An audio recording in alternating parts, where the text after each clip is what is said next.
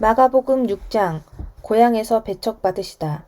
예수께서 그곳을 떠나 자기 고향으로 돌아가셨다. 제자들도 함께 갔다. 안식일에 예수께서 회당에서 설교하셨다. 예수께서는 모든 사람의 감탄을 자아낼 정도로 대단하셨다. 사람들이 말했다. 이 사람이 이렇게 훌륭한 사람인지 미처 몰랐다. 어떻게 이렇게 갑자기 지혜로워지고 이런 능력을 갖게 되었을까? 그러나 한편으로 그들은 언제 그랬냐는 듯이 어느새 그분을 깎아내리고 있었다. 이 사람은 목수요 마리아의 아들에 불과하다. 우리는 그를 어려서부터 알았다. 그의 동생 야고보와 요셉과 유다와 시몬 그리고 그의 누이들도 우리가 안다. 도대체 그는 자기가 누구라고 저러는 것인가? 그들은 예수에 대해 조금 아는 것에 걸려 넘어졌던 것이다. 그들은 거기서 더 이상 나아가지 못했다. 예수께서 그들에게 말씀하셨다.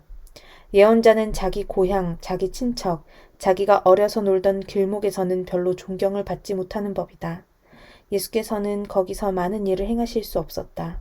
몇몇 병자들에게 손을 얹어 고쳐주신 것이 전부였다. 그들의 완고함을 예수께서도 어찌할 수 없었다. 그래서 예수께서는 그곳을 떠나 다른 마을을 다니시며 가르치셨다. 12제자를 파송하시다. 예수께서 12제자를 부르셔서 둘씩 짝을 지어 내보내시며 그들에게 악한 세력을 물리치는 권세와 능력을 주셨다. 예수께서는 그들을 보내시며 이런 지침을 주셨다. 이 일에 별도의 준비가 필요하다고 생각하지 마라. 먼저 너희 자신을 준비하여라. 특별히 돈을 모금할 것도 없다. 간소하게 하여라. 고급 여관도 안 된다. 적당한 곳을 찾아가 떠날 때까지 그곳으로 만족하여라. 사람들이 너희를 맞아들이지 않고 너희의 말을 듣지 않거든 조용히 나오너라. 소란 피울 것 없다. 무시해버리고 너희의 길을 가면 된다. 곧 제자들은 길을 나섰다. 그들은 삶이 근본적으로 달라질 수 있음을 기쁜 마음으로 긴박하게 전했다. 가는 곳마다 귀신을 쫓아냈다. 병자들의 몸에 기름을 발라 건강을 되찾게 해주고 그들의 심령을 고쳐주었다. 요한의 죽음. 예수의 이름이 만인의 입에 오르내리고 있을 그 즈음에 헤롯 왕도 그 모든 소식을 들었다. 그가 말했다. 죽은 세례자 요한이 다시 살아난 것이 틀림없다. 그래서 그 사람이 능히 기적을 행하는 것이다.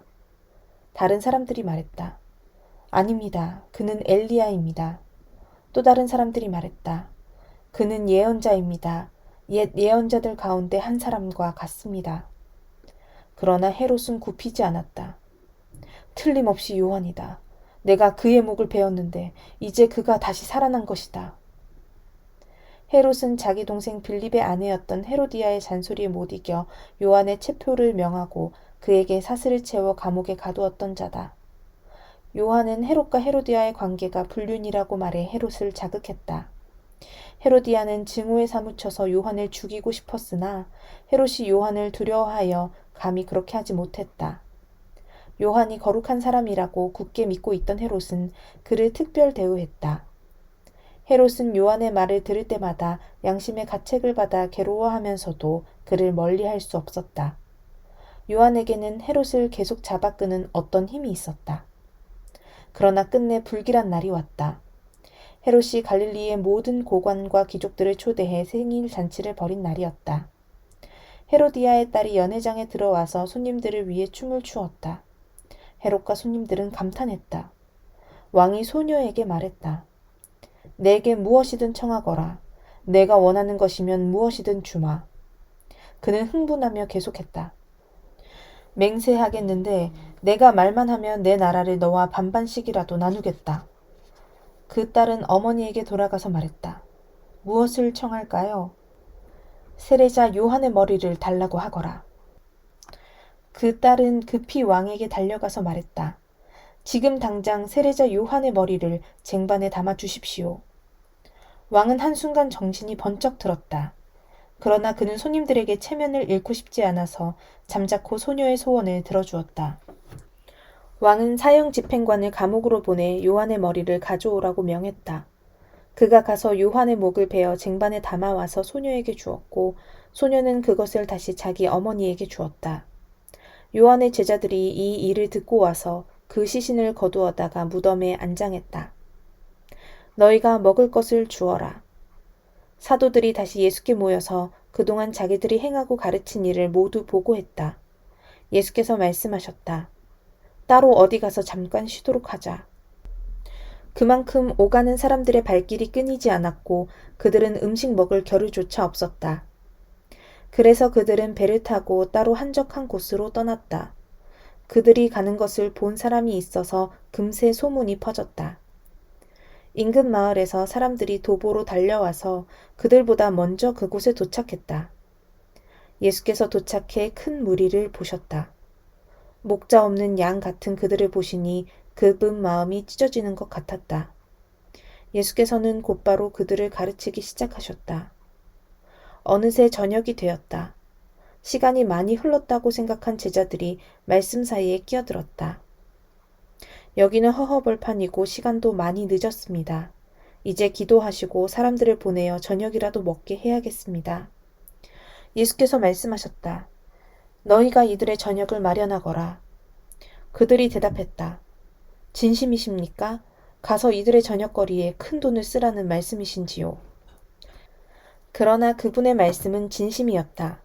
너희에게 빵이 몇 개나 있는지 알아보아라.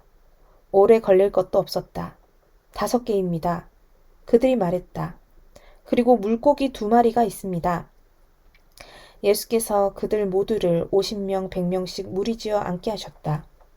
그 모습이 마치 푸른 초장에 펼쳐진 들꽃으로 엮은 조각보 이불 같았다.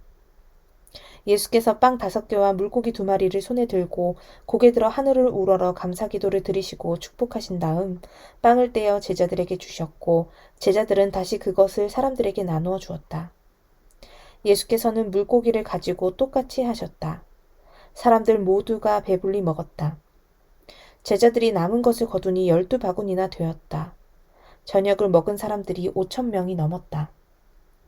식사가 끝나자 예수께서 제자들을 재촉하여 배를 타고 먼저 건너편 벳세다로 가게 하시고 그동안의 무리를 돌려보내셨다.